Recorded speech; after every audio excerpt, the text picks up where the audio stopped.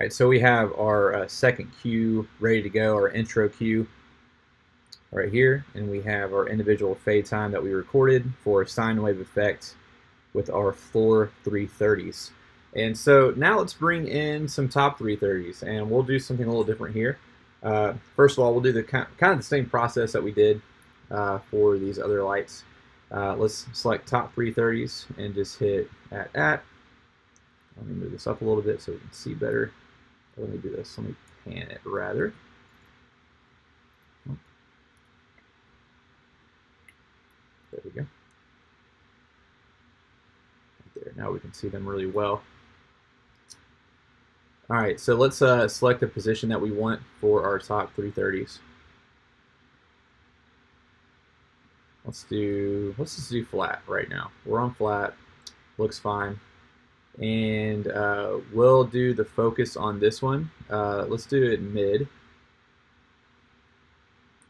And then what we can do, we can leave these white. You do have gobos on here as well, but the gobos don't really do great in previs. So if you want to, I mean, you see right there, these are supposed to be like kind of 4 dots on each light.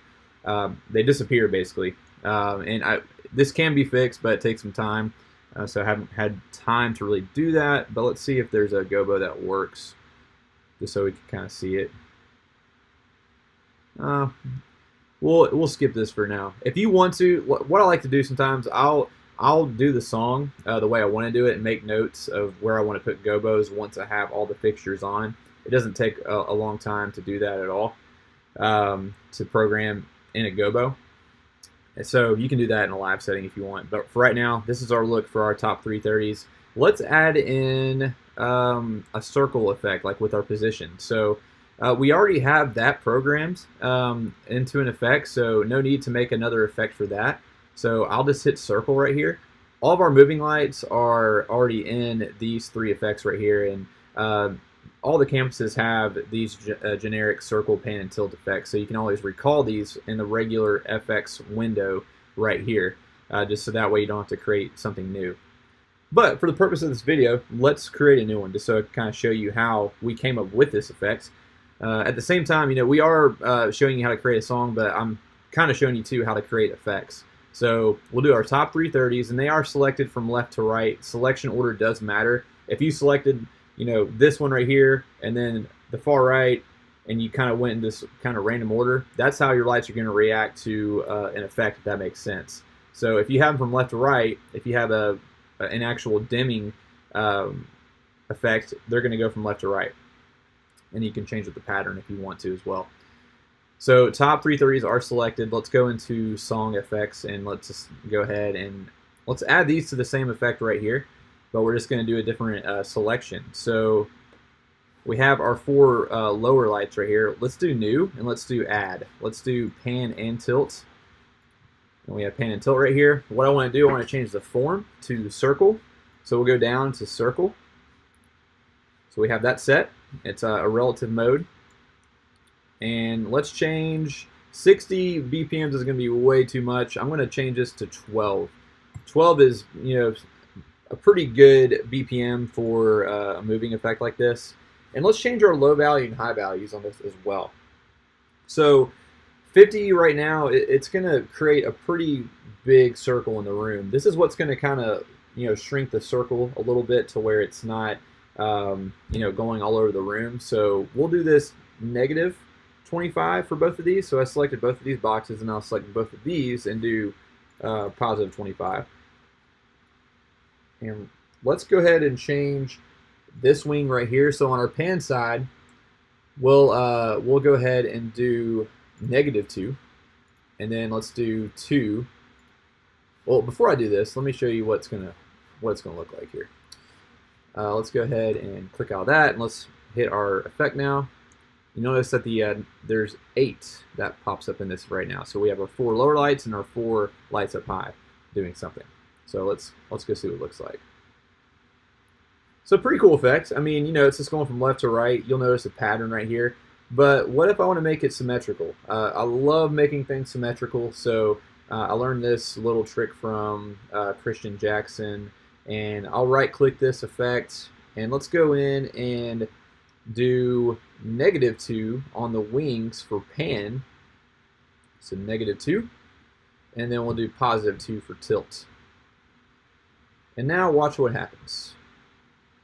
You'll notice that our inner lights are symmetrical and our outer lights are symmetrical. So this looks good, you know, at least to the eye, especially when you're sitting in the middle of the room. I just like all moving effects to look like this. So let's go ahead and store this. It looks good. So again, this is a fast song that we're doing, and we kind of want to do the same thing that we did for the floor 330s with the individual fade time. But for this one, let's go ahead and let's do this first. Let's deselect dimmer. All right, and let's store that into Q1. So hit store Q1, and we'll merge it. And so if I hit clear right now, you'll notice that the lights are moving, but the dimming information is not there. So I want to select 330s again. And we never really do 100% when we're doing moving effects like that, especially when it's in people's eyes. So let's do 40%. If it will let me. Let me clear that out again. Let me try this at 40, please. There we go. So at 40%. And we are going to mess with our dimmer and position, or actually just our dimmer for right now. Since this isn't an effect, it's just a hard value, we're not going to go into effects and do fade, because we only do that if there's an effect running on the dimmer preset. This is going to be a value layer. So our value is at 40%. Our fade right now is at 0. But what we want to do is change this. Let's change this to 4.